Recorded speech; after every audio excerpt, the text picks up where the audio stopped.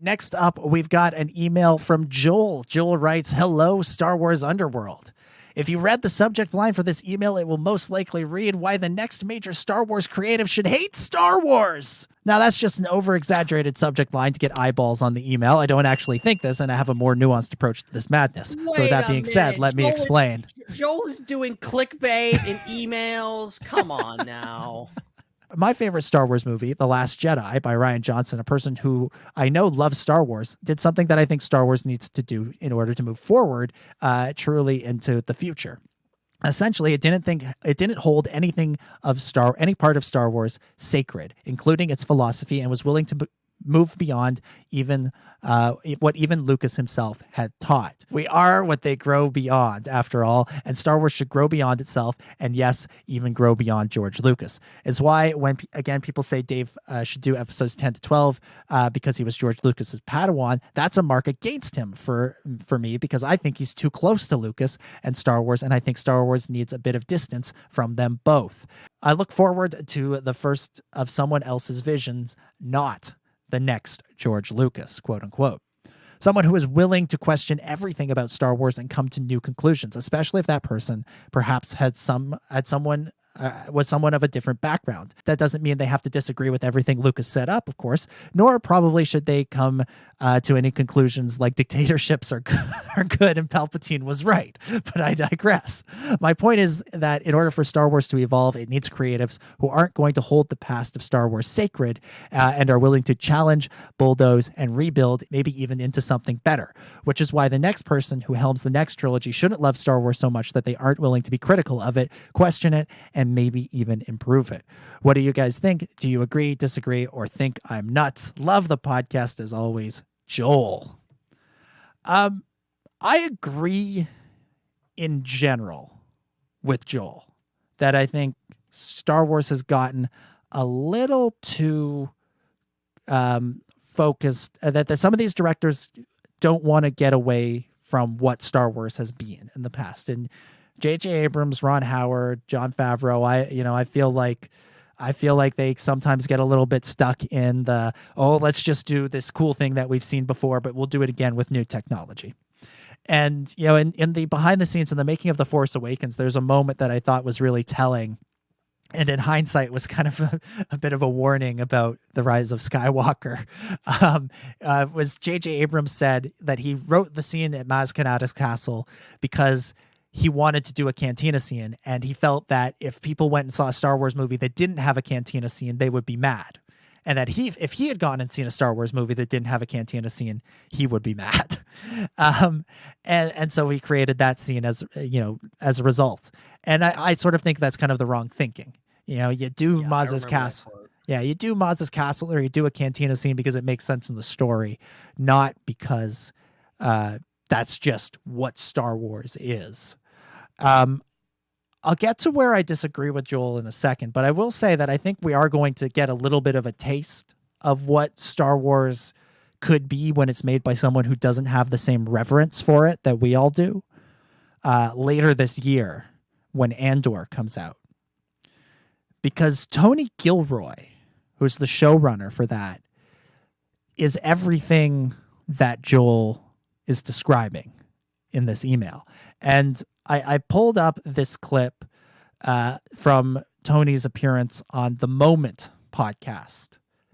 And I've isolated a couple of little segments of him talking about what he thinks of Star Wars. And this is after, bearing in mind, this is after he stepped in and, wrote the reshoots for Rogue One and, let's be honest, directed the reshoots for Rogue One. So this is a little clip from the Moment podcast. It sounds like you're going to hear at the beginning, it sounds like they're kind of arguing. They're not really arguing. It's just we come in at kind of an odd moment in the conversation where they're being loud. But this is Tony Gilroy being interviewed on the Moment. Were you scared about it? Because it's Star Wars. I'm asking the emotional question, not the narrative. No, I was actually, in fact, that was my superpower. I don't like Star Wars. I just never been interested in Star Wars ever. So I had no reverence for it whatsoever. I was unafraid about that. Things require a purity. If you look at Rogue, all the difficulty with Rogue and all the confusion of it and all the people and all the smart people and all the mess. And in the end, when you get in there, it's actually very, very simple to solve, because you sort of go, oh, this is a movie where, folks, just look, everyone's going to die. So it's a movie about sacrifice. So it's all a question about, why are all these people going to sacrifice? And you need to motivate them with a purity throughout the way. And every scene has to be, every scene in the movie has to be about the movie. And so is that a theme, that everyone's going to die and sacrifice? Well, in that sense, in that film, I thought about it. So you loved the experience. Would you make a Star Wars movie? I'm sure they asked you and you didn't want to go do it. No, there's nothing. I don't like it. I don't like it. You don't like the world if it doesn't matter. No, it doesn't matter. Beyond doing it doesn't that appeal thing. to me. No, but I don't think Rogue really is a Star Wars movie in many ways. To me, it's a Battle of Britain movie. Obviously, that interview came out before he signed on to do Andor. Right. But in it, so you much for not caring about Star Wars or not wanting to do it either. But yeah, look, he says in that interview, one of the first things you hear in that clip is him saying, "I don't like Star Wars." This is not somebody who's going to, go around and be interviewed and talk about, getting a Millennium Falcon for Christmas, or desperately wanting to get a Millennium Falcon for Christmas and only getting a Chewbacca plushie or something. This is somebody who he's looking at Rogue One as a story about Jyn Erso, about Cassian Andor, about Baze Malbus and Chirrut Imwe and Bodhi Rook. He's not looking at it as a story about Star Wars. And where Abrams and Ron Howard and Jon Favreau and Gareth Edwards probably got a little too caught up in, we're doing a Star Wars. We're making something that's about Star Wars. And as a result, I think Rogue One, which was the movie that I was most worried about new fans struggling with, or the casual audience, quote unquote, struggling with, I think it wound up speaking to more casual fans than some of the other stuff. Some of the things that are more Star Warsy. You'll hear all the time people who say, "Oh, I'm not really a Star Wars fan, but I really like Rogue One," because what they did with that movie is they made you care about those characters outside of, the cultural significance of the Death Star. You're scared of the Death Star in that movie because those characters are scared of it, not because you remember the Death Star from 40 years earlier. So I think Tony Gilroy brings the right approach. And, to be fair to J.J. Abrams, Ron Howard, and Jon Favreau, all three of them, I think, know that and have said things like that. And at times in their movies, I think they do a really good job of delivering on that, of doing something that is just good because it's good, not because they're doing a Star Wars. So I want to be fair to those guys because I don't think that I think they all made good stuff, but it's interesting to me that Rogue One resonates in that way when you have the guy who stepped in to save it is the guy who's saying, the world of Star Wars never interested me. It's kind of hilarious if you look at Star Wars fandom right now. If you look at people's conversations and you take from it, okay, to be a Star Wars director, to be a writer director in Star Wars, you have to love Star Wars. You have to be just in love with it since you were a baby. Like that used to be your thing. And you have people like the top people that people want to direct Star Wars movies are people like Dave Filoni, who obviously massive Star Wars fan. Jon Favreau, obviously massive Star Wars fan, knows all the details, all this kind of stuff. What is it when people are anybody's even involved in the smallest role in Star Wars? What's the first thing they're going to ask them in an interview? Well, how long have you loved Star Wars since you were a kid? All this kind of stuff. Did you get the Millennium Falcon when you were 3? Like all this kind of stuff. You have the guy that helped make, that is basically the co-director of a Star Wars film that is, I think we can all agree, is like one of the best Star Wars films, if not, and I think a lot of people would say is their favorite Star Wars film. If you ask people right now, if I put a poll Twitter and say, what is your favorite Star Wars film? Rogue One would be like near the top, if not the top. That guy saying he doesn't like Star Wars. How crazy is that?